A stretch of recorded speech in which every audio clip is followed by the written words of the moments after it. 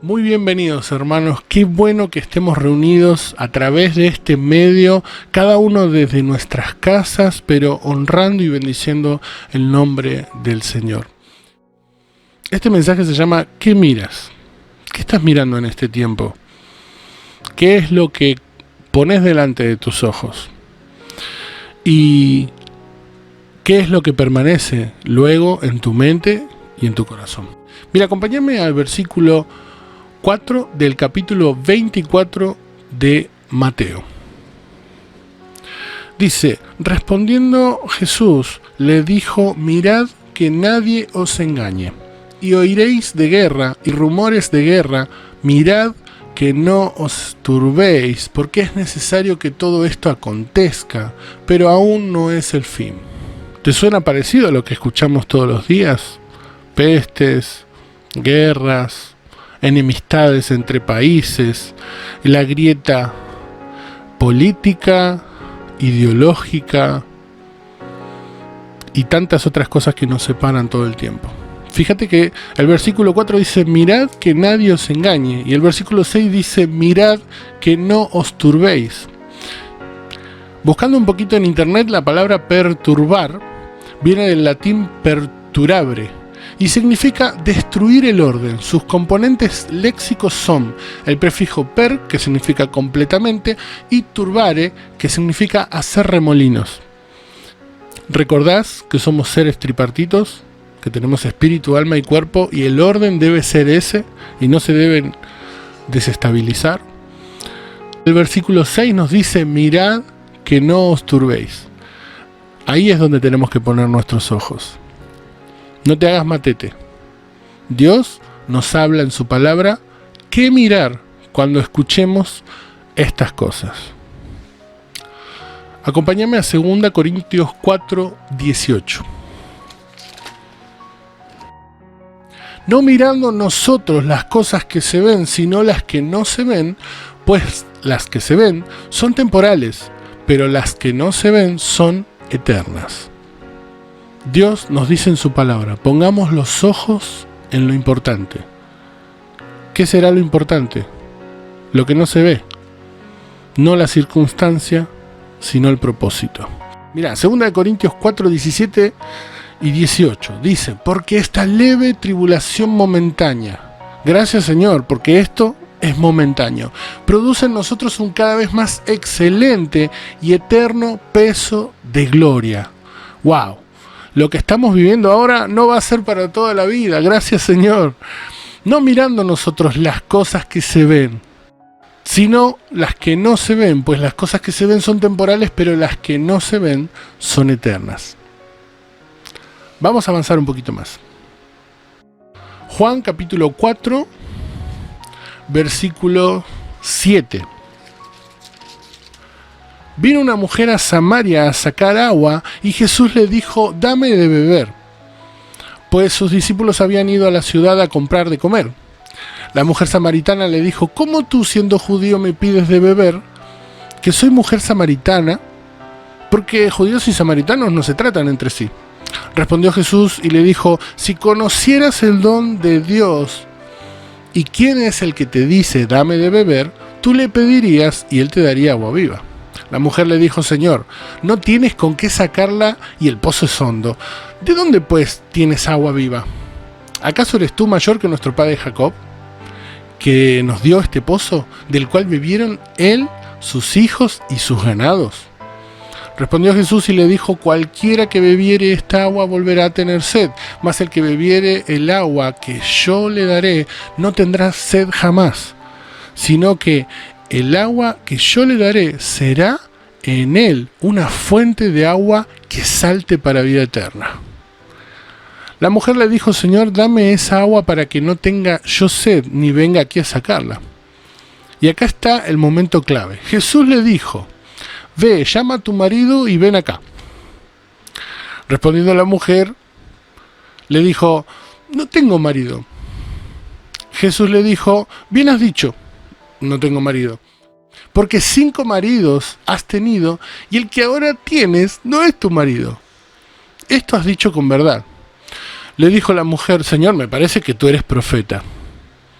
podemos ver que Él explica qué es lo que tiene dentro. Hay algo que Jesús tiene para cada uno de nosotros. Y es algo que no deja de brotar. Y es agua de vida. Jesús estaba hablando de algo tremendo. De algo que tenía que ver con la eternidad. De algo que tenía que ver con realmente la vida de Dios. A partir de ese momento la mujer empezó a creer. Y dijo, es un profeta. Sos profeta. Y entonces le cayó la ficha de quién era y se fue y contó, cuenta la palabra. Después te invito a que leas la historia de Juan 4. El poder de la palabra es luz. Cuando nosotros la aplicamos a nuestra vida, ilumina nuestro camino. Y cuando nosotros decidimos vivir conforme a lo que Dios quiere, Él nos pone por lumbreras. Mirá lo que dice en esta historia, es muy impactante. La historia de Marcos 2, capítulo del 1 al 5. ¿Qué vio Jesús en la secuencia del techo? Entró Jesús otra vez a Capernaum después de algunos días y se oyó que estaba en casa. E inmediatamente se juntaron muchos de manera que ya no cabían ni aún a la puerta y les predicaba la palabra. Entonces vinieron a él unos trayendo un paralítico que era cargado por 4. Y como no podían acercarse a él a causa de la multitud, descubrieron el techo donde estaba y haciendo una abertura bajaron el lecho en el que yacía el paralítico. Antes de seguir, observa esto. Vos estás en tu casa y de repente hay una reunión especial, vamos a decir. Y en esta reunión especial se junta mucha gente. Bueno, ahora no podríamos hacerlo por el tiempo en el que estamos viviendo, pero se junta mucha gente. Y de repente notas que te abren el techo para meter a alguien más. De cualquier forma que te lo cuente, es una situación extremadamente extraña. Convengamos que fue en el tiempo de Jesús, que Jesús era el Mesías, que Él estaba sanando gente, entonces era muy importante lo que Él podía hacer. Entonces era muy importante porque Él podía sanarlo. Y estos 4 dice la palabra que tenían fe, pero como te la cuente la historia es rarísima. Ahora, ¿qué vio Jesús? Mirá lo que dice el versículo 5. Al ver Jesús la fe de ellos, dijo al paralítico: Hijo, tus pecados te son perdonados. Otra vez, versículo 5. Al ver Jesús la fe de ellos, dijo al paralítico: Hijo, tus pecados te son perdonados. Luego cuenta la historia que se pusieron a murmurar en contra de Jesús y entonces le dijo, bueno, ¿qué es más fácil? ¿Decirle que los pecados le son perdonados o que se levante y que camine? Era paralítico. Pero bueno, para que ustedes crean, les dijo, entonces lo sanó. Esta situación tan impactante, y con esto voy a terminar. Al ver Jesús la fe de ellos, dijo al paralítico: Hijo, tus pecados te son perdonados. Perdonó los pecados del paralítico cuando los que lo llevaban tenían fe. ¿Qué vio Jesús en la secuencia del techo? Mirá lo que dice Filipenses 2 del 5 al 8. Haya pues en ustedes este sentir que hubo también en Jesús, el cual, siendo en forma de Dios, no estimó al ser igual a Dios como cosa que aferrarse, sino que se despojó a sí mismo, tomando forma de siervo, hecho semejante a los hombres, y estando en la condición de hombre, se humilló a sí mismo, haciéndose obediente hasta la muerte y muerte de cruz. Acá vemos que Dios nos dice: haya en ustedes algo que hubo en Jesús. Pero no queda solamente ahí. No es solamente esta compasión que Jesús tenía por las personas, esa compasión desmedida, esto que le producía un estremecimiento interno, sino que la palabra nos dice: el cual, siendo en forma de Dios, no estimó ser igual a Dios como cosa que aferrarse. Él no dijo, bueno, ok, yo voy a tener compasión de la gente porque yo soy Dios. Dios ya puso una medida de fe en nosotros. Dios puso sabiduría en nosotros y dice la palabra que si necesitamos sabiduría, que la pidamos. Y acá nos dice que haya en ustedes, ya lo tienen que tener, este sentir que hubo en Jesús. Y que Jesús decidió como ser humano amar y tener compasión de la gente. Termino con este pasaje, te prometo. Hebreos 4:12. Ciertamente la palabra de Dios es viva y poderosa, más cortante que cualquier espada de dos filos. Penetra hasta lo más profundo del alma y del espíritu, hasta la médula de los huesos, y juzga los pensamientos y las intenciones. Entonces, yo creo que de ahí viene este orden que Jesús hizo con el paralítico. Primero vio la fe de los que lo llevaban y dijo: hijo, tus pecados te son perdonados. Y dice Hebreos 4:12 que la palabra penetra hasta lo más profundo del alma. Entonces él necesitaba ese perdón. Y del espíritu. Una vez que ya no tenemos pecado, Dios restablece su relación con nosotros. Wow. Y por último, hasta la médula de los huesos. ¿Te puedo contar algo que encontré en internet? El hueso esponjoso se encuentra más que todo a los extremos de los huesos y contiene médula roja.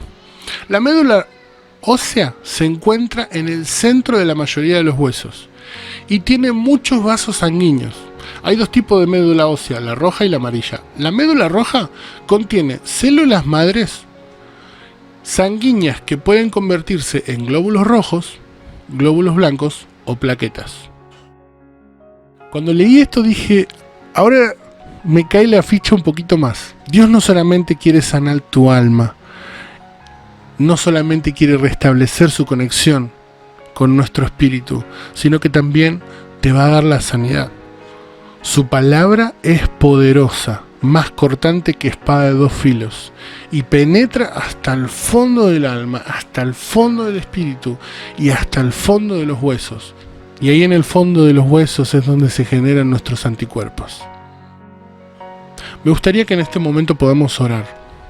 Si vos tenés alguna enfermedad, si tenés alguna dolencia, que primero puedas decirle al Señor: gracias, Señor, por tu amor, por tu palabra y por tu misericordia. Quiero agradecerte que esta noche me das la oportunidad de volverme a tus caminos. Quiero pedirte perdón por mis malas decisiones, por mis pecados. Me arrepiento de toda mala decisión que he tomado, Señor, y en este momento te doy gracias porque dice tu palabra que si nos arrepentimos, vos sos fiel y justo para perdonarnos. Y Señor, quiero pedirte por la sanidad de mi cuerpo, porque tu palabra dice que es poderosa y llega hasta el fondo de los huesos. Señor, gracias porque podemos verte. Te bendecimos. Ayúdanos a caminar conforme a tu palabra y a ver lo que vos querés que veamos. En el nombre de Jesús. Amén. El Señor te bendiga.